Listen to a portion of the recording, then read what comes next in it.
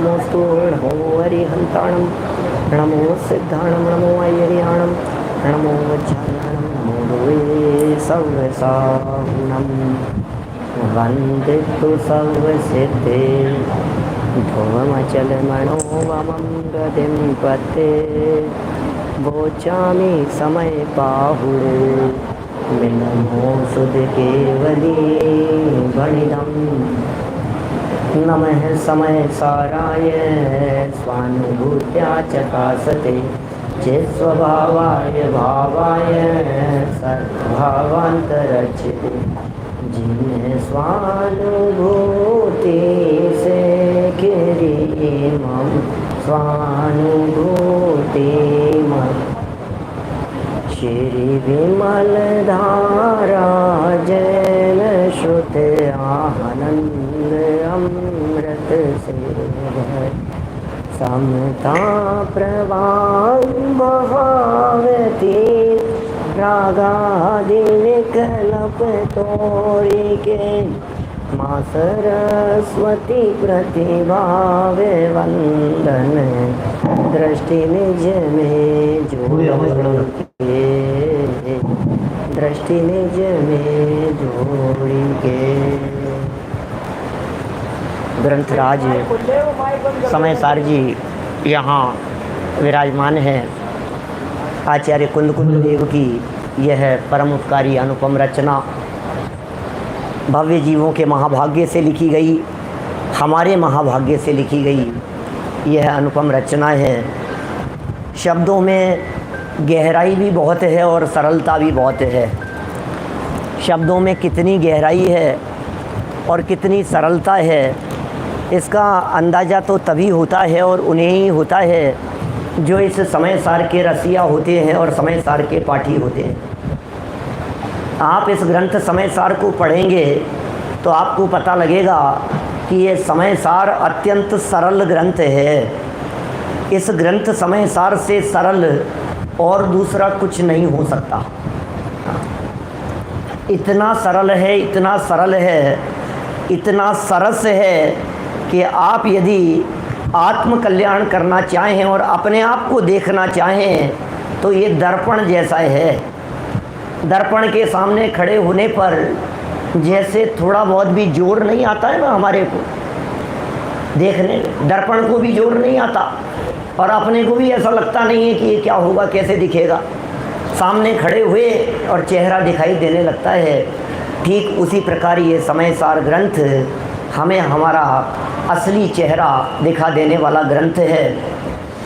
कुछ अज्ञानता दूर हो जावे, मिथ्या मान्यताएं दूर हो जावे, अनादिकालीन हमारा मिथ्यात्व, उल्टी मान्यता, खोटी मान्यता, भ्रम, गलतफहमी, जिस धोखे में हम जी रहे हैं वो सब दूर हो जाए, मानो उसके लिए ये प्रकरण चल रहा है।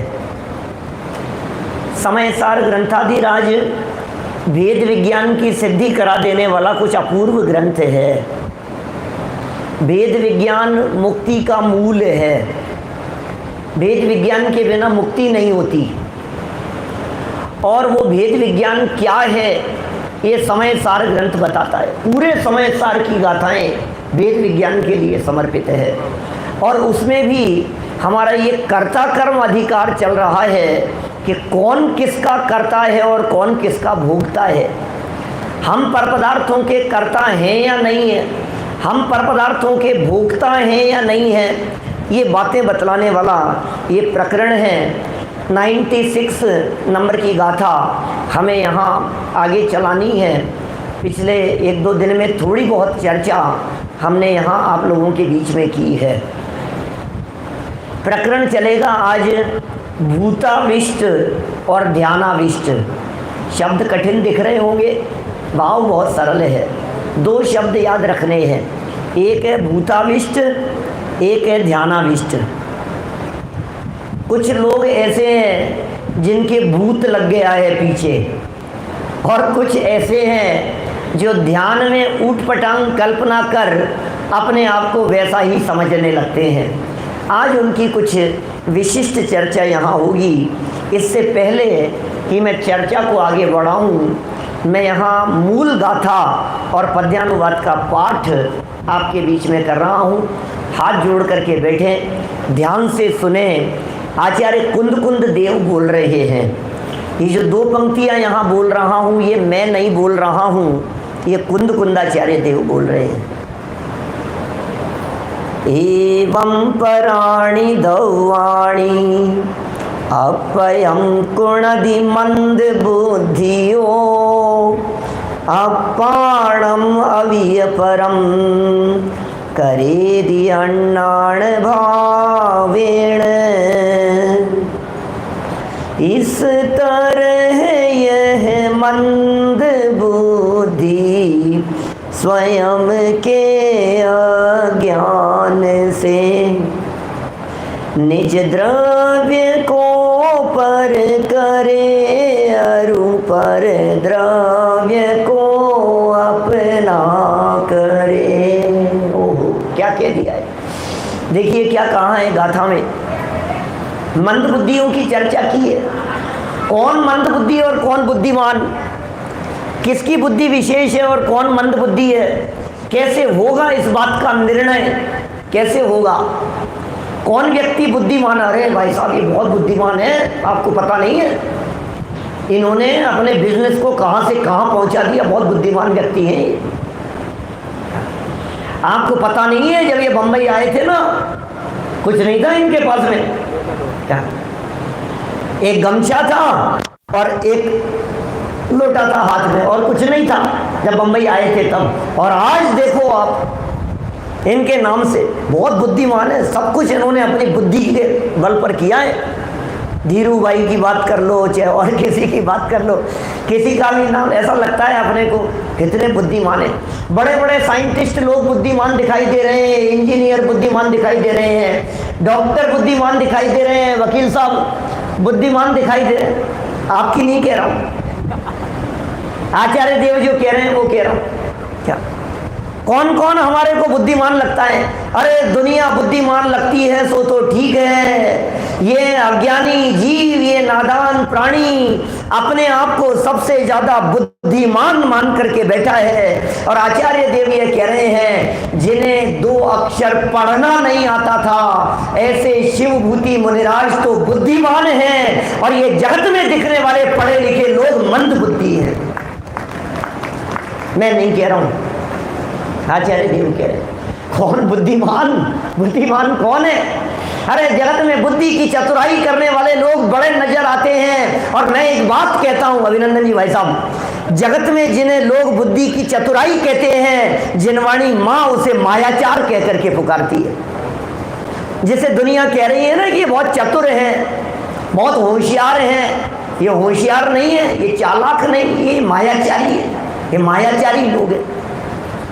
सारी दुनिया उन्हें मंद बुद्धि कह करके पुकार। बुद्धिमान जिन्हें कह रही हो वो मंद बुद्धि है, और जो मंद बुद्धि दिखाई दे रहे हो लेकिन वेद विज्ञानी हो, जिनवाणी माँ ये कह रही है, हाथी का जीव हो लेकिन बुद्धिमान है, शेर का जीव हो लेकिन बुद्धिमान है, मेंढक हो लेकिन बुद्धिमान है। क्यों? क्योंकि उसमें इतनी बुद्धि है कि शरीर अलग है और आत्मा अलग है। जिसने शरीर और आत्मा को पृथक पृथक जान लिया उसे बुद्धिमान कह करके पुकारा जा रहा है। देह और आत्मा का पृथक बोध कर लेने वाले को बुद्धिमान कह करके पुकारा जा रहा है। अरे जिसे इतनी अकल नहीं है कि मैं कौन हूं, उसे क्या बुद्धिमान कहे? जिसे इतनी समझ नहीं है कि मेरा क्या स्वरूप है, उसे कौन बुद्धिमान कहे? जिसे अपने पराये की खबर नहीं है, उसे कौन बुद्धिमान कहे? आप कौन हो भैया?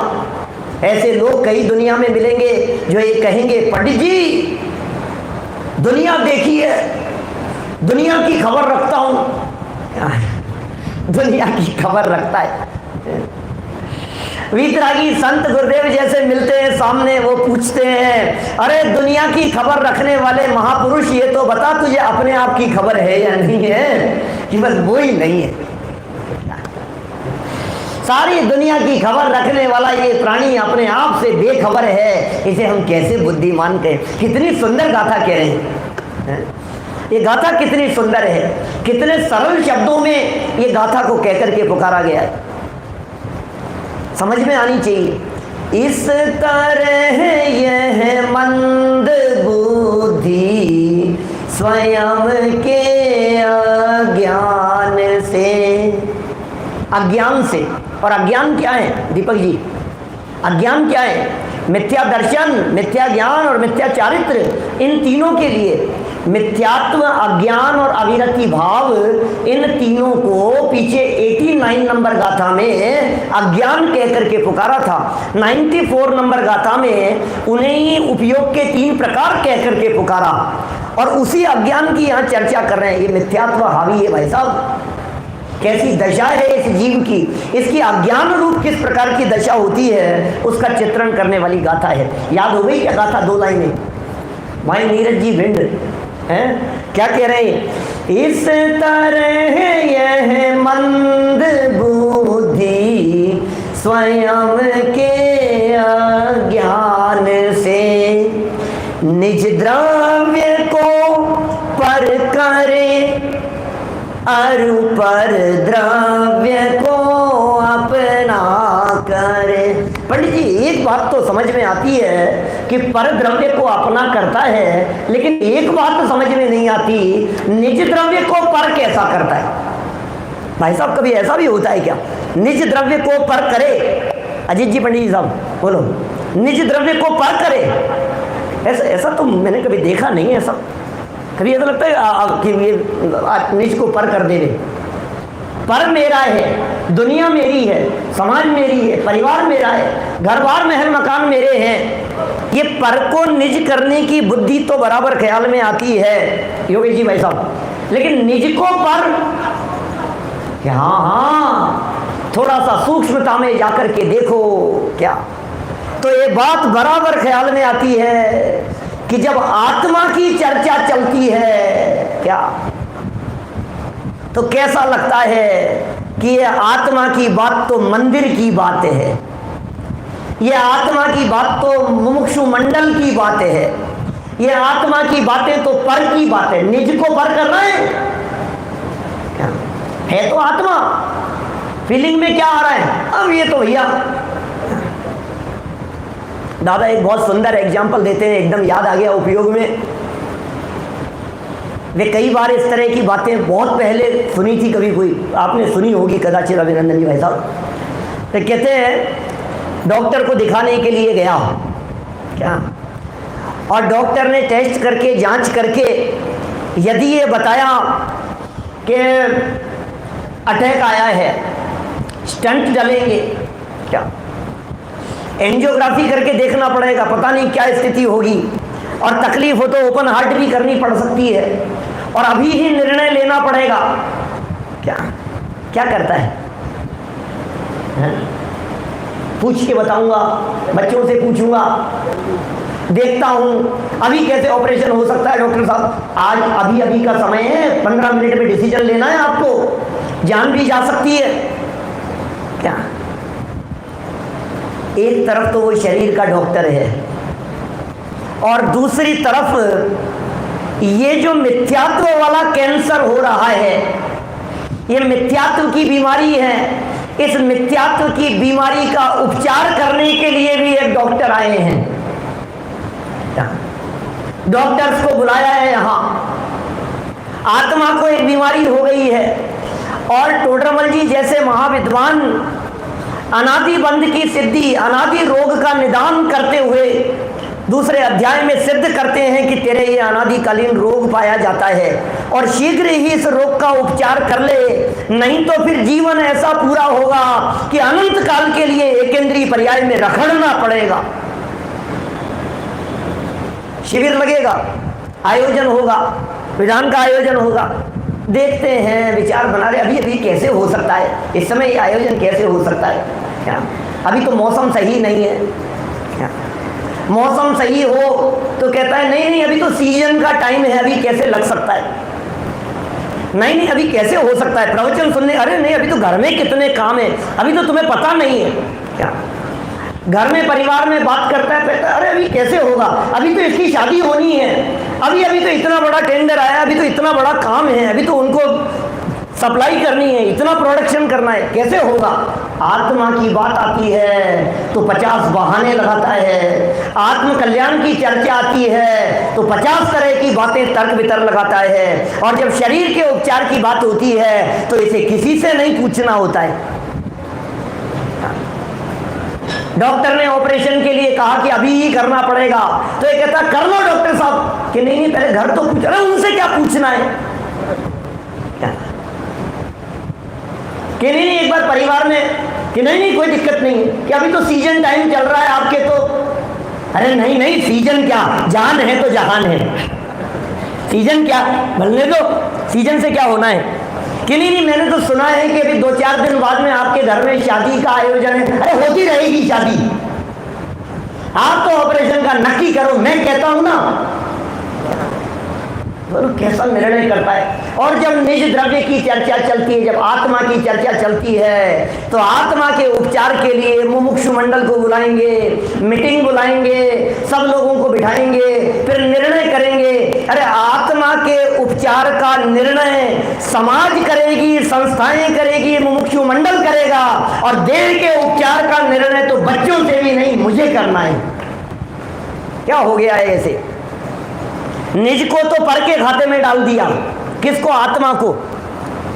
मंडल समाज स्वाध्याय वालों के खाते में डाल दिया, आत्मा तो उनकी है, वो सोचेंगे, वो निर्णय करेंगे, सब मिलके करेंगे निर्णय। निज को तो पर कर दिया, और जो ये शरीर पर था उसे निज मान लिया।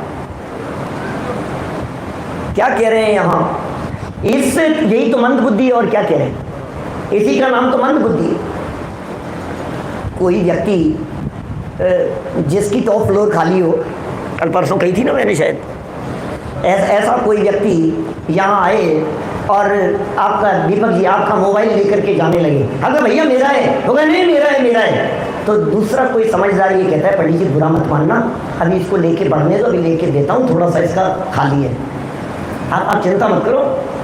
ये कहेंगे ना सुनील जी धौल साहब, तो भाई चिंता मत करो यार, इसका क्या करें, इसका थोड़ा सा दिमाग ऐसा ही है। क्यों? क्योंकि आपके मोबाइल को अपना कह रहा है। समझ में आ रही है बात? आपके मोबाइल को इसने अपना कहा, इसलिए ये मंद बुद्धि, बराबर। अब हम ये पूछ रहे हैं कि ये घर किसका है? तो मेरा है, घर आपका है। चलो मैं एक छोटे दूसरे एग्जाम्पल से बात करता हूँ। जब आप लोग स्कूल में पढ़ते थे तो कभी कदाचित तो हो सकता है इस तरह का कुछ प्रयोग करते हो, क्लास में कभी किसी का टिफिन उठाया, अंदर से निकाला और सामने ले जाकर के पूछा ये टिफिन किसका है? तो कोई एक स्टूडेंट कहेगा, वीरेंद्र कुमारी साहब, एक स्टूडेंट कहेगा मेरा है। तो फिर ऐसा बोलते थे, तुम्हारा है या स्टील का है? किसका है? तुम्हारा है कि स्टील का है? कि नहीं है तो स्टील का, तो फिर तुम अपना क्यों कहते हो? सब समझ में आ रही है क्या बात? भाई वस्तु तो वस्तु की है, टिफिन स्टील का है, प्लास्टिक का है क्या, और तुम अपना कह रहे हो। ऐसे ही हम तुमसे पूछ रहे हैं ये मकान किसका है, कि मेरा है, कि मूर्ख मकान तो चूने मिट्टी का है, ईंट पत्थर का है, तू कहता है मेरा है क्या? आचार्य देव ने आगे निर्जराधिकार में ऐसी गाथाएं दी, यदि परिग्रह मेरा बने तो मैं अजीब बनूं, अरे पर मैं तो ज्ञायक भाव हूं, इसलिए पर मेरा नहीं। क्या? और फिर आगे क्या लिखा? छिद जाए या भिद जाए कोई, अथवा प्रलय को प्राप्त हो, जावे चला चाहे जहां, पर परिग्रह मेरा नहीं हो। कहीं भी चला जाए, जो वस्तु मेरी नहीं है वो वस्तु यदि चली जाए, टूट फूट हो जावे, तो मुझे क्या फर्क पड़ता है? मैं दुखी इस बात से हूं कि मेरा चला गया, मेरी पत्नी, मेरा बच्चा, मेरा परिवार, मेरी संपत्ति, मेरा धन, मेरा मोह का भूत हावी है, भूत घुस गया है अंदर। ये आचार्य देव यहाँ इसकी टीका में दो विशिष्ट शब्दों का प्रयोग करते हैं। एक का नाम है भूताविष्ट, एक का नाम है ध्यानाविष्ट। क्या है भूताविष्ट और क्या है ध्यानाविष्ट? भूताविष्ट किसे कहें और ध्यानाविष्ट किसे कह करके पुकारें? क्या रितेश जी, क्या भूताविष्ट किसे कहें और ध्यानाविष्ट किसे कहें? जिसके अंदर भूत घुस गया हो। अंदर घुस गया का अर्थ भूत जिसके माथे पर सवार हो उसका नाम है भूताविष्ट, और ध्यान के काल में चिंतन करने वाला व्यक्ति है ध्यानाविष्ट। देखिए मैं समझाता हूँ थोड़ा सा इन दो शब्दों को। विशिष्ट चर्चा तो हम कल करेंगे जयपुर जाकर के मोबाइल पर टोडरमल जी वाले मंदिर से। क्या करें, जिन्हें सुनना होगा वो आ जाएंगे, जिन्हें नहीं सुनना होगा उनका क्या करें? क्या अब कब तक रुके रहेंगे हम? क्योंकि हमें आचार्य देव कह रहे हैं भैया इनसे दूर रहो, थोड़ा सा भूत है इनमें। भूत, हाँ भूत है, क्या करें? भूत दिमाग में होता है। क्या होता है, जिसके भूत आ जाता है ना उस व्यक्ति को संभालना बहुत कंट्रोल के बाहर हो जाता है। कभी देखा है कभी किसी को ऐसा? बहुत जगह ऐसी होती है, शक्ति इतनी आ जाती है, ऐसी पावर होती है, खंबे को उखाड़ के फेंक देंगे। 10-10 लोग मिलकर के उसे कंट्रोल करने की कोशिश करें तो कंट्रोल नहीं होवे, इतनी ताकत आ जाती है उसमें, कंट्रोल नहीं होता। देखा है दीपक जी कभी? क्या देखा है हमने? कई बार कई लोगों को देखा है हमने। आप लोगों ने भी देखा होगा समाज में, परिवार में, कहीं इधर उधर कभी किसी को जिसको व्यंतर बाधा जिसको हो जाती है, फिर भूत उतरवाने के लिए जाते हैं, कहीं किसी के झाड़ा वाड़ा लगवाते हैं, इधर उधर दुनिया भर के काम करते हैं। कोई ज़रूरत नहीं है। अरे जिनेंद्र देव के जो सच्चे भक्त होते हैं भूत उनके पीछे नहीं लगते क्या? और इधर उधर जाने की जरूरत नहीं है। वीतरागी जिनेंद्र देव की भक्ति और आराधना जो व्यक्ति करता है उसके भूत अपने आप भाग जाते हैं। अरे मिथ्या मान्यता रूपी भूत भाग जाता है। हम जिनेंद्र के भक्त हैं, भक्तों के भक्त नहीं। युगल जी बाबू जी की एक बात याद आती है मेरे को। क्या व्यक्तित्व विकास शिविर में 1993-94 में उन्होंने कही इस मूर्ख को तो भीख मांगने की भी अकल नहीं है। भिखारी जो भीख लेकर के आ रहा है उस भिखारी से भीख मांगता है क्या? एक भिखारी कहीं आगे किसी सेठ से भीख मांग करके आ रहा था, ये उस भिखारी से भीख मांगता है, इसको भीख मांगने की भी अकल नहीं है, ऐसा बोलते हैं क्या? अरे जो अरहंतों के पास में जाकर के भिक्षा मांगते हैं, जो अरहंत परमात्मा के पास में समो चरण में जाकर के दीनहीन दरिद्री बने फिरते हैं, ऐसे व्यंतराधिक जो अरहंतों के सामने दीनहीन है, इसमें अकल नहीं है कि साक्षात अरहंत परमात्मा को छोड़ करके उन दीनहीन के सामने आगे जाकर के हाथ फैलाता है। क्या हो गया है इसे? भूत शक्ति तो बहुत होती है, पावर तो बहुत दिखाई देती है, कंट्रोल से बाहर। और ऐसे काम कर देवे। यहाँ ऐसे प्रयोग किए अमृत चंद्राचार्य देव ने, ऐसे प्रयोग किए हैं आचार्य देव ने जिन्होंने ये बतलाया, ओहो मानवोचित नहीं है, मनुष्य के द्वारा देखा नहीं जा सकता। ऐसे उछल जाए कृष्ण जैसा, पहाड़ों पर चढ़ने लगे, इधर से उधर छलांग लगाने लगे। पहचानते हैं कि नहीं आप लोग कृष्ण को? जानते हैं? मैं नहीं जानते हो तो बताऊं। ऐसे ऐसे छलांग लगाता, इधर से उधर चला जाता है। क्या है ये शक्तियां हैं इसके पास, पता नहीं क्या। ऐसा लग, सुनो, ये वो व्यक्ति की शक्ति नहीं है। जब वो भूत शांत हो जाता है तब उससे कहो कि दिखा तेरी शक्ति, तो वो शक्ति नहीं।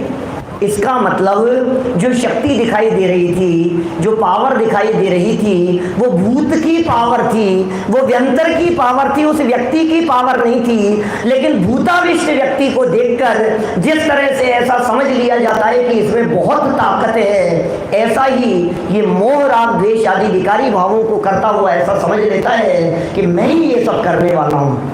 ऐसा ज्ञेय ज्ञायक भाव में भिन्नता न जानता हुआ ये जीव ध्यानाविष्ट हो जाता है, और भाव्य भावक भाव के भेद को न जानता हुआ ये जीव भूताविष्ट के समान हो जाता है।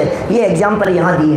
कई लोग व्यंतरों को सिद्ध कर लेते हैं, मंत्रों से सिद्धि कर लेते हैं, अनेक प्रकार के कार्य कर लेते हैं, लेकिन उनकी शक्ति का अंदाजा नहीं होता है ना, तो फिर रोते हैं फिर कई बार तो।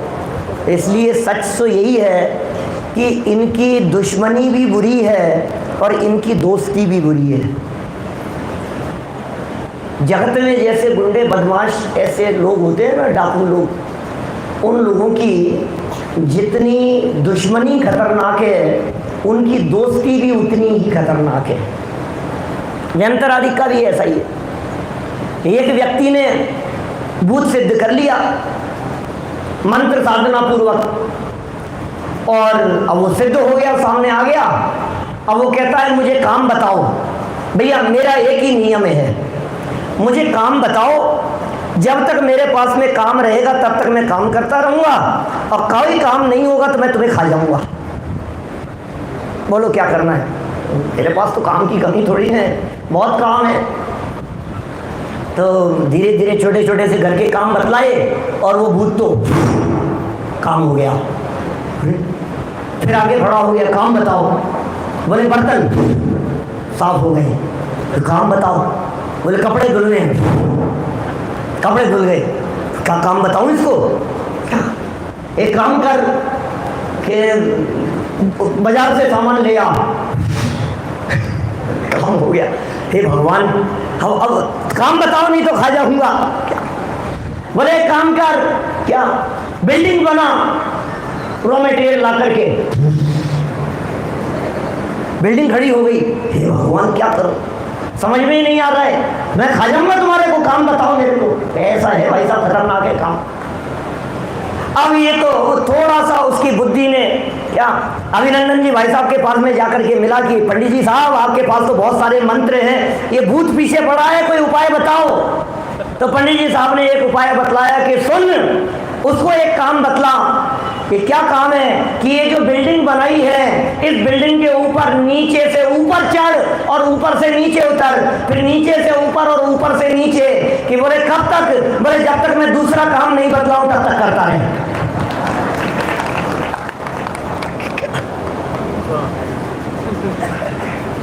भूतों को भी कंट्रोल करने का उपाय भाई साहब ज्ञानियों के पास ही मिलेगा।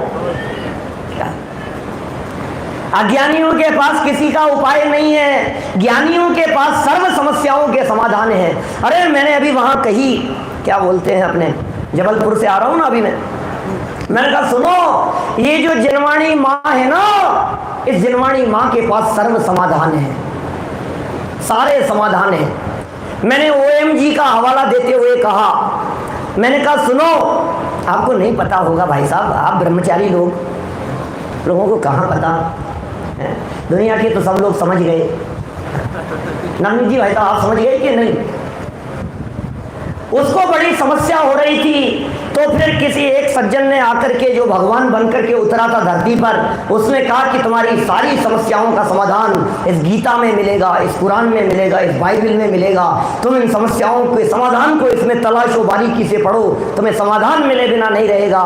मैं कहता हूं उनमें मिलेगा कि नहीं मिलेगा ये तो मुझे पता नहीं है, लेकिन इस समय सार ग्रंथ में विश्व की सारी समस्याओं का समाधान मिलेगा।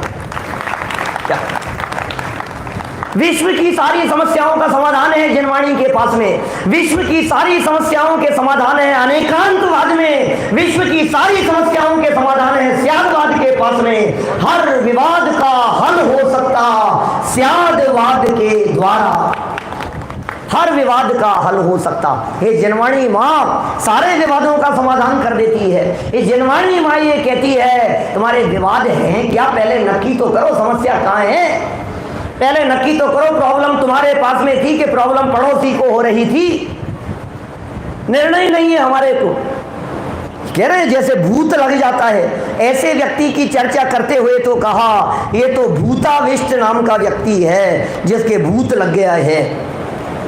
असामान्य जीवन दिखाई देता है उसका, शक्तियां कुछ अद्भुत दिखाई देती है, खावे तो खाता ही चला जावे क्या, और ऐसी उसमें बहुत होती है। दूसरे एक व्यक्ति का एग्जाम्पल दिया यहां, जिसे ध्यानाविष्ट कहकर के पुकारा। क्या ये कौन व्यक्ति है? अपनी मति कल्पना से ध्यान में बैठने वाला एक ऐसे व्यक्ति का एग्जाम्पल दे करके चर्चा की है।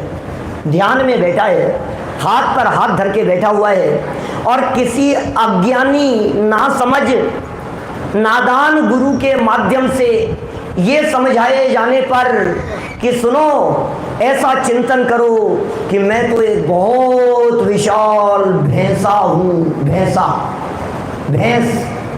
बफेलो, भैंसा हूँ मैं बहुत विशाल। और ऐसा विचार करो ध्यान करते करते कि मेरे 2 विशाल सींग हैं, और इतने विशाल सींग हैं कि मेरे सर पर लगा हुआ एक सींग ऊपर आसमान को टच कर रहा है और दूसरे सींग ने दूसरे कोने पर आसमान को टच कर। ऐसा विचार करो। विचार करने के लिए ध्यान में तो कुछ भी विचार करने के लिए कहते हैं, ऐसा विचार करो, ऐसा विचार करो, ऐसा सोचो, ऐसा चिंतन करो, और ऐसा भैंसे का ध्यान करने के लिए कहा। और वो भैंसे का ध्यान करता हुआ वो व्यक्ति उस भैंस के साथ में, उस भैंसे के साथ में अपने आप को इतना एकाकार, तन्मय और तादात में अनुभव करने लगा कि वो विचार करने लगा कि सच में मैं तो भैंसा जैसा हो गया, और मेरे जो दोनों सींग हैं ये बिल्कुल ध्यान में बैठा हूं और बिल्कुल ऊपर टच हैं। अब यदि मैं हिलूंगा तो चूंकि सींग ऊपर टच है मेरी गर्दन टूट जाएगी, गर्दन नहीं हिलनी चाहिए, बिल्कुल सीधा बैठा हूं, कमर सीधी करके बैठा हुआ हूं, ध्यान लगा करके बैठा हुआ हूं। ऐसा वो विचार करने लगा। कमर में बहुत तेज दर्द होने लगा, गर्दन में बहुत तेज दर्द होने लगा, उसके बावजूद भी वो बैठा है कि नहीं, मैं गर्दन हिला नहीं सकता हूं। कौन है वो व्यक्ति? ध्यानाविष्ट। ध्यान करता करता आचार्यों ने, जैसे महाराज ने ऐसा प्रयोग किया, दादा ने भी अनुशीलन में ऐसा प्रयोग किया, ऐसा कहा कि दुनिया में ऐसा भूताविष्ट और ध्यानाविष्ट कोई होता भी होगा क्या? ऐसा लगता नहीं है हमारे को यार। ऐसी चर्चा, ऐसा सोचने वाले कौन होंगे? तो उन्होंने व्याख्या करते हुए बतलाया, अरे भाई, आज ध्यान के नाम पर जितनी मति कल्पनाएं चल रही है, आत्मा ऐसा है, तुम ऐसे हो, तुम ऐसा विचार करो, ये जितनी मति कल्पनाएं दुनिया में चल रही है, हो सकता है आचार्य अमृतचंद्र स्वामी के जमाने में इस तरह की मति कल्पनाएं चलती होंगी, इसलिए उन्हें ध्यानाविष्ट कहकर के पुकारना पड़ा। कहना क्या चाहते हैं? भूताविष्ट कहकर के ये कहना चाहते थे कि जो राग, द्वेष, मोह आदि के परिणाम हैं, ये विकारी भाव हैं, इन विकारी भावों का कर्ता धर्ता कोई और नहीं है, इन विकारी भावों का कर्ता धर्ता मैं ही हूँ, इनका भोक्ता मैं हूँ विकारी भावों का। जैसे मोह हावी हो जाता है दिमाग में, मोह का भूत सवार है वो व्यक्ति।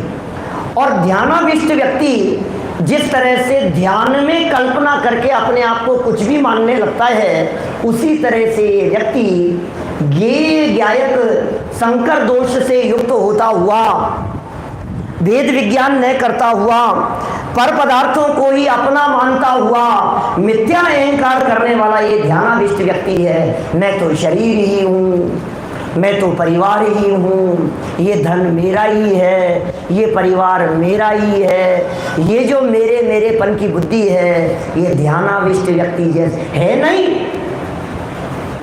आचार्यों ने ऐसा कहा कि भाई भूताविष्ट की जो दशा थी, वो दशा कम से कम ऐसी तो थी कि भूत था, हकीकत में आ गया था, व्यंतर बाधा सच में हो गई थी। ऐसे मोहराग द्वेष तो सच में हैं, कदाचित सत्ता है उनकी, लेकिन ध्यान में जो अपने आप को भैंसा मान करके बैठा है, ध्यान में अपने आप को गधा मान करके बैठा है। अरे अलग अलग तरह के ध्यान कराते हैं, आपको पता नहीं है। लड्डू का ध्यान करो, लट्टू का ध्यान करो, झूले का ध्यान करो, ऐसा ध्यान करो, शरीर का ध्यान करो, रीढ़ की हड्डी का ध्यान करो, ऐसा ध्यान कराते हैं। कमर सीधी करके ध्यान करो बराबर, और बिल्कुल सीधे, हिलना नहीं है आपको, हिलना नहीं है बिल्कुल भी, और पूरा ध्यान उस शरीर की तरफ चला जाता है। ये सिर्फ कल्पना मात्र है, झूठी कल्पना है, और उन कल्पनाओं का निराकरण करने के लिए ये गाथा लिखी है। आचार्य देव यहाँ कह रहे हैं, स्पष्ट शब्दों में कह रहे हैं, हमारी दशा इन गेय पदार्थों को, पर पदार्थों को अपना मानने की वृत्ति, ये हमारी दशा क्या उस अपने आप को भैंसा मानने वाले व्यक्ति जैसा नहीं है? शुक्र समझो, यहाँ तो भैंसा ही कहकर के पुकारा है, गधा नहीं कहा।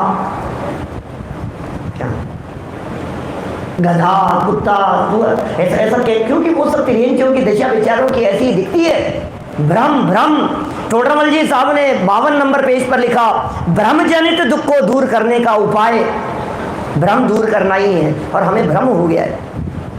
पशुओं में तो ऐसा भ्रम दिखाई देता है, गाय के गले में रस्सी बांधी उसे भ्रम हो गया है क्या, हाथी को भ्रम हो जाता है, बंदर को भ्रम हो जाता है, पैरट क्या तोते को भ्रम हो जाता है। जो सुत नवचाल भूल नर नहीं लटकायो, सुनिए आपने चर्चा, इनके भ्रम की चर्चाएं सुनिए क्या। एक तोता था, उड़ रहा था और उड़ते उड़ते किसी एक पेड़ के ऊपर, किसी एक छोटे से पौधे के ऊपर समझो आप, उसकी पतली सी बारीक सी टहनी पर जाकर के बैठा। जैसे ही बैठा वैसे ही वो तो चूंकि बहुत पतली थी ना क्या, और ऐसी पतली सी थी कि बैठते ही झूम गया, उल्टा लटक गया।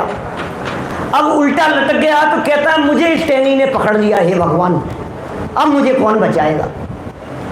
आचार्यों ने कहा कि मूर्ख, तूने उसको पकड़ रखा है, तेरे पास में तो आकाशगामिनी सामर्थ्य है पक्षी के पास में, तू तो आसमान में उड़ सकता है, इसको छोड़, गिरेगा नहीं, तू तो उड़ जाएगा। लेकिन नादान मूर्ख बनता हुआ ऐसा समझता है कि मुझे इसने पकड़ लिया, मुझे इसने पकड़ लिया, और छोड़ता नहीं है, दुखी होता है। ऐसे कई उदाहरण दिए आचार्यों ने। बंदर का एग्जाम्पल दिया इस तरह का, मटकी में चने पड़े थे क्या, सुराई जैसी थी, ऐसी, मुंह बहुत छोटा था उसका, चने भरे हुए थे, छत पर रखे हुए थे। बंदर महाराज पहुंच गए और बंदर ने देखा जरूर कुछ खाने की चीज है, ऐसे उसने हाथ डाला अंदर। अब अंदर हाथ डाला और अंदर हाथ डालकर मुट्ठी भर ली उसने चने से, और बाहर निकालने की चेष्टा करे, अब हाथ निकलेगा नहीं, निकलता नहीं, और मुझे इसने पकड़ लिया। क्या हुआ, हाथ डाला था ना अंदर, और अंदर हाथ डाल करके अब ऐसे मुट्ठी बन गई ऐसी, अब निकालने की चेष्टा कर रहा है तो हाथ नहीं निकल रहा है। मैं आपसे पूछता हूं उसे पकड़ा है कि नहीं पकड़ा है? क्या कहना है आपको, उसे पकड़ा गया है कि नहीं पकड़ा गया है? पकड़ लिया है ना, नहीं पकड़ा है, साफ साफ पकड़ रखा है उसको, निकल ही नहीं पा रहा है, वो तो छूट ही नहीं पा रहा है। स्वयं की अज्ञानता से बंधा है, स्वयं की नासमझी से बंधा है। मटकी ने नहीं पकड़ा है उसको, उस तोते को नहीं पकड़ा था। वो ऊंटों के काफिले का आपने प्रसंग सुना होगा क्या, पकड़ लिया। 100 ऊंटों का काफिला जा रहा था, 100 ऊंट थे, लंबा चौड़ा काफिला था, और पिता पुत्र उन 100 ऊंटों के काफिले को लेकर के जा रहे थे क्या। जब पिता पुत्र दोनों उस काफिले को लेकर के जा रहे थे, अभिनंदन जी भाई साहब, फिर क्या हुआ ऐसी स्थिति में? ऐसी स्थिति में यह हुआ कि चलते चलते जहां उन्हें डेरा डालना था, जिस जगह पर पहुंच करके, उस जगह पर सारे ऊंटों को बांधना था। बच्चे ने रस्सी निकाली, खूंटा निकाला, ठोका, और ऊंटों के गले में रस्सी बांध करके रात्रि को विश्राम करना था। सबको बांधता चला गया रस्सी और खूंटा निकाल करके, और जैसे ही वो आगे बढ़ता चला गया, 99 ऊंटों को बांधा था, अब एक था नहीं, न मालूम रास्ते में कहीं गिर गया। ओहो, अब क्या करें, अब क्या करें भाई, अब क्या उपाय हो सकता है? अब इस ऊंट का क्या करें, मुसीबत हो गई। दौड़ा दौड़ा पिताजी के पास में गया, पिताजी मुसीबत हो गई, सुबह तक तो एक ऊंट पता नहीं कहीं चला जाएगा। कहाँ चला जाएगा, क्या हुआ? बोले रस्सी नहीं है उसके लिए, खूंटा नहीं है उसके लिए, क्या करें? 99 को तो बांध दिया, एक खुला रह गया। तो पिताजी ने कहा चिंता मत कर, क्या जाकर के मैं देख तुझे बताता हूं क्या। जो प्रक्रिया 99 ऊंटों के साथ में अपनाई थी, रस्सी को घुमा करके बांधने की और नीचे कीला लेकर के उसे ठोकने की और उससे रस्सी बांधने की, वही प्रक्रिया 100 नंबर के ऊंट के साथ में ऐसे घुमाया हाथ, रस्सी तो थी नहीं, बांध दिया। बोले क्या हुआ पिताजी, क्या मंत्र पढ़ दिया आपने? बोले चिंता मत कर, तू देख, क्या कहीं नहीं जाएगा, बांध दिया अपन ने इसको। अच्छा चले गया, सो जाए, भाग तो नहीं जाएगा। बोले चिंता मत कर, सो जा चैन से जाकर के। सुबह उठे और रवाना होना था, बोले सब ऊँटों को खोल दे। क्या सबको खोल दिया? क्या जिसको खोला वो सब दौड़ने लगे, फटाफट आगे बढ़ गए। और वो जो 100 नंबर वाला था वो खड़ा रहा वही। पिताजी पता नहीं क्या हो गया, आपने क्या मंत्र पढ़ दिया था? क्या वो तो कहीं जाता ही नहीं है, वो तो क्या हो गया, बीमार हो गया, तबीयत खराब हो गई उसकी, क्या हो गया, वो तो चलता ही नहीं है। कि सबको खोल दिए? कि हाँ सबको खोल दिए। जिन जिन को खोला सबको सब चले गए। तो बोले उसको खोला था या नहीं? कि वो तो खुला हुआ ही था, उसको क्या खोलना था? कि नहीं बेटा वो खुला हुआ नहीं था, वो भी बंधा हुआ था। कि चल मैं चल करके उसे खोलता हूं। जैसे 99 को खोला था वैसे ही 100 नंबर वाले को भी रस्सी उल्टी घुमा करके खोला और वो 100 वाला भी दौड़ पड़ा। क्या काई से बंधा था भाई साहब? पंडित जी साहब काई से बंधा था? है किससे बंधा था? इस भूत से बंधा था, अदृश्य शक्ति से बंधा था, अपनी मिथ्या मान्यता से बंधा था, अपने भ्रम से बंधा हुआ था, अपनी गलतफहमी से बंधा हुआ था। अरे हम भी, परिवार ने मुझे बांध रखा है, समाज ने मुझे बांध रखा है, धन संपत्ति से मैं बंधा हुआ हूं, इस भ्रम से बंधे हैं भाई साहब। मोह का भूत पीछे लगाएं क्या? भूत सवार है इसके माथे पर। किस बात का? पैसा इकट्ठा करने का। अरे पंडित जी इनके माथे पर तो ऐसा भूत सवार है, इनको दिन रात कुछ नहीं दिखता है, बस पैसा पैसा। क्या पैसा पैसा? क्या है ये पैसा? बोलो, पैसा ही पैसा दिखाई देता है, भूत नहीं सवार होता है। माथे पर भूत सवार है, पैसे का, धन का, प्रॉपर्टी का, संपत्ति का। दिमाग में जिनके ऐसे भूत सवार होता है। कई ऐसे होते हैं युवा लड़के लोग जिनके माथे पर लड़की का भूत सवार है, शादी करूंगा तो इसी से करूंगा। पागल हो गया है, जैसा भूत सवार हो गया है। इसको घर से निकाल देंगे कि निकाल दो मुझे, संपत्ति से बेदखल कर देंगे कि कर दो कोई दिक्कत नहीं है, अखबार में निकलवा देंगे कि तेरा हमारा कोई संबंध नहीं है, कि कर दो, लेकिन मैं तो भूत सवार है। पागल हो गया, क्या करें? हमारे माथे पर ऐसा भूत सवार है कि नहीं? क्या अपने माथे पर भी भूत सवार है पंडित जी साहब? क्या यहां जाएं वहां जाएं प्रवचन करने के लिए, चलो यहां भी वहां भी, क्या प्रभावना का भूत सवार है। ये कह रहे हैं भैया कौन करे जिसके निमित्त से स्वभाषा वर्णना के परमाणुओं की योग्यता से, जहां जिसके माध्यम से जैसी होनी है वैसी अपनी योग्यता से होती है, हमारे करने से नहीं की जाती है। क्या मैंने वीर शासन जयंती के दिन एक बात कही थी आपको। भगवान महावीर स्वामी से एक शिष्य ने प्रश्न कर लिया, मेरी मति कल्पना का प्रश्न है, मानो मैंने ही प्रश्न किया भगवान महावीर स्वामी से कि महावीर भगवान, क्या अभी जो आप ये नया शासन चलाते हो, नई रीति नीति चलाते हो, आपने पहले तो कुछ और चलाई थी। मारीची के भाव में 363 मत चला दिए थे, ये बात कही थी ना मैंने, ध्यान है क्या? आपने क्या चलाया था? वो इतने मत संप्रदाय चला दिए थे 363। क्या उल्टे सीधे कुछ भी समझ लो, क्या उलट पुलट, कभी कुछ और कभी कुछ मिथ्या मान्यता रूप, एकांत मान्यता रूप मत चला दिए थे। और आज ये कौन सी रीति चलाते हो? तो वीर प्रभु ने उनकी दिव्य ध्वनि में सहज योग्यता से ये बात आई कि सुनो, क्या वो शासन हमने नहीं चलाए थे, वो 363 मतों को चलाने के कर्ता हम नहीं थे, अरे हम उनको चलाने के कर्ता भी नहीं थे, और हम वर्तमान में दिव्य ध्वनि के कर्ता भी नहीं हैं। क्या हम इसके कर्ता भी नहीं? हम यदि इसके भी कर्ता होते तो 66 दिन तक चुपचाप क्यों रहते? सोचना जरा, हमारे बोलने से नहीं बोला जाता है। हम इस वाणी के कर्ता नहीं हैं, हम इन शब्दों के कर्ता नहीं हैं, हम इन भाषा वर्णना के कर्ता नहीं हैं। शब्द अपनी योग्यता से निकलते हैं, भाषा अपनी योग्यता से निकलती है, हर शब्द हर वाक्य अपनी योग्यता से निकलता है। अरे हम सोच करके नहीं बैठते कि हम ये समझाएंगे, ये बोलेंगे, ये बताएंगे। जो निकलना होता है वो अपनी योग्यता से निकलता है। भली भागन बच जोगे वैशाय, ऐसा है। अकेले तीर्थंकरों की वाणी भव्य जीवों के भाग्य से निकलती हो, ऐसा नहीं है। दुनिया के हर विद्वान और हर वक्ता की वाणी भव्य जीवों के भाग्य से निकलती है, अपनी योग्यता से निकलती है। हम उसके करता धरता नहीं है। लेकिन ये भूत सवार है ऐसा, मैं कितना अच्छा समझाता हूँ, मैं कितना अच्छा बोलता हूँ, हम कितना अच्छा खाना बनाते हैं कि नहीं आप लोग? डोसे वोसे बनते हैं कि नहीं आपके यहाँ फिरोजाबाद में? बनते हैं? अच्छे बनाते हैं क्या? बहुत अच्छे बनाते हैं। क्या दीपक जी, मैं कौन बनाने वाला, मेरे बनाने से नहीं बनते। राजीव जी भाई साहब आगरा वाले, बोलो हम कहाँ इन क्रियाओं के करता हैं बतलाओ। हमें लगता है मैं करूं, मैंने कर दिया।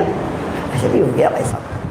भूत है माथे पर। ये कह रहे हैं ये कुछ सुधि बुद्धि नाही रही है, मिथ्यामति छाए गई है। क्या बतलाएं भाई साहब, कुछ सुध बुध नहीं है, कुछ होश नहीं है। मोह में पड़ के कहता है मेरे, और मर गए चले गए, बाबूजी छोड़ करके चले गए। सच बतला, इनसे प्यार करता था कि नहीं? क्या तो कह रहा है ना, जवान बेटा मर गया। मोह में नाच रहा है जबरदस्ती। दिल पर हाथ रख करके कह तेरे अपने थे क्या? कि हाँ मेरे अपने थे। सुन, तो उनसे ये शरीर से अपनापन करता था कि उनकी आत्मा से? प्रश्न क्या है मेरा? सामने जो व्यक्ति दिख रहे हैं, इनसे अपनापन है, पति से अपनापन है या पति की आत्मा से? ये शरीर जो पति के रूप में दिख रहा है, इनसे अपनापन है कि इनकी आत्मा से? किससे अपनापन है? यदि शरीर से अपनापन था तो रोता क्यों है? शरीर तो पड़ा है कि नहीं इनकी आत्मा से अपनापन था। तो सुन, वापस लौट करके आ जाएगी तो किलवाता फिरेगा।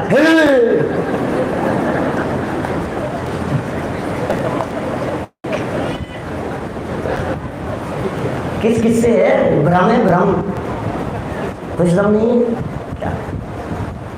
जिस शरीर से अपनापन करता है, और शरीर तो पड़ा है ना यहाँ पे, क्यों रो रहा है?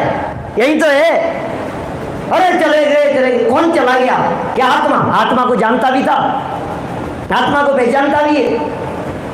भूत बन करके, गंतर बन करके यदि वो आत्मा लौट करके चली आए, अरे भैया इनको कोई ना कोई ऐसा मंत्र पढ़ो, पंडित जी कुछ बतलाओ, कोई उपाय बतलाओ। रात के अंधेरे में टॉयलेट के लिए उठा था मैं, और मुझे अम्मा जी दिख गए थे। तो क्या हो गया? दिख गए थे तो तेरी तो अम्मा जी थे। अरे मुझे तो दिखते हैं। तो क्या हो गया? दिखते हैं तो मुझे डर लग रहा है। क्यों अब डर लगने लगा है? तू तो बड़ा रोता था उनके लिए। मोह, ये मोह के भूत की चर्चा कर रहे हैं। भूताविष्ट व्यक्ति इस मोह को, मोह में पड़ करके इन्हें अपना कहता है, और इन्हें ऐसा कहता है यही मैं हूं, यही मेरा है, यही मैं हूं। अब मरे जा रहा है इनके पीछे। मोह राग द्वेष, इन्हें अपना मानने वाला व्यक्ति ये भूताविष्ट है। और ध्यान करता हुआ व्यक्ति जिस तरह से भ्रम से, गलतफहमी से, धोखे से अपने आप को भैंसा मान लिया था, उस तरह से अपने आप को हम व्यापारी मान करके बैठे हैं। उस तरह से हम अपने आप को कर्मचारी मान करके बैठे हैं, पिता मान करके बैठे हैं, पुत्र मान करके बैठे हैं, संपत्ति का कर्ता धर्ता मान करके बैठे हैं। हम ये मान करके बैठे हैं, अरे मैं व्यवस्थापक हूँ, अरे मैं सौधर्मेंद्र हूँ। ये सौधर्मेंद्र हो? हाँ सौधर्मेंद्र हो। सौधर्मेंद्र ऐसे यहाँ ऐसी वेशभूषा में सौधर्मेंद्र कि नहीं, अभी ये मुकुट लगाऊंगा ना तब देखना। मुकुट लगाने वाले सौधर्मेंद्र होते हैं। अच्छा मेरे को ये बात समझ में नहीं आती योगी जी भाई साहब, देखना जरा ग्रंथों में सौधर्मेंद्र बिना मुकुट के नहीं होते हैं क्या? 24 घंटे मुकुट लगा करके रहते होंगे, आफत नहीं लगती होगी? ये जिस जेवर को आप अपना कहते हो ना, जिस धन को आप अपना कहते हो, सच में जिस महंगे महंगे सेट को आप अपना कहते हो, जिसको बहुत चाव से बनवाते हो, इकट्ठा करते हो और पहन पहन करके सज धज करके शादी में जाते हो, विवाह पार्टी आयोजन में जाते हो, आपको लगता है कितने अच्छे हैं, आपको सच में अच्छे नहीं लगते। यदि अच्छे लगते हो तो घर में आने के बाद में उन्हें ऐसे उतार करके पटकते हैं जैसे आफत निकल गई हो। सच सच बतलाना, आफत लगती है कि नहीं लगती? एक आध बार रात को सोते समय वो सेट वेट पहन करके, सब पहन करके भारी भरकम सो ना जरा, नींद नहीं आती, नींद नहीं आती क्या? जब तक इन्हें उतारे नहीं कि क्या हुआ, इसमें तो आनंद आ रहा था ना आपको, ये भ्रम का आनंद था, ये गलत फहमी का आनंद था। अज्जू भैया, क्या ये गलत फहमी का आनंद था, ये भूत उतरना चाहिए। अरे ये समय सार ग्रंथ भूत भगाने के लिए लिखा है कुंद कुंदाचार्य देव ने। हमारे हृदय में बैठा हुआ ये मोह का भूत भाग जाए, इसके लिए ये आयोजन है। आज अंतिम बात कह रहा हूं, इस समय सार ग्रंथ को अपने जीवन का आधार बना लेना। ये मिथ्या मान्यता रूपी भूत अवश्य भाग जाएगा, और ये भूत भाग जाएगा तो फिर आपको जीवन में कोई दुखी करने वाला नहीं होगा। आप सब इस समय सार के आश्रय से परम सुखी हों, इसी मंगल भावना से बात को यही विराम देता।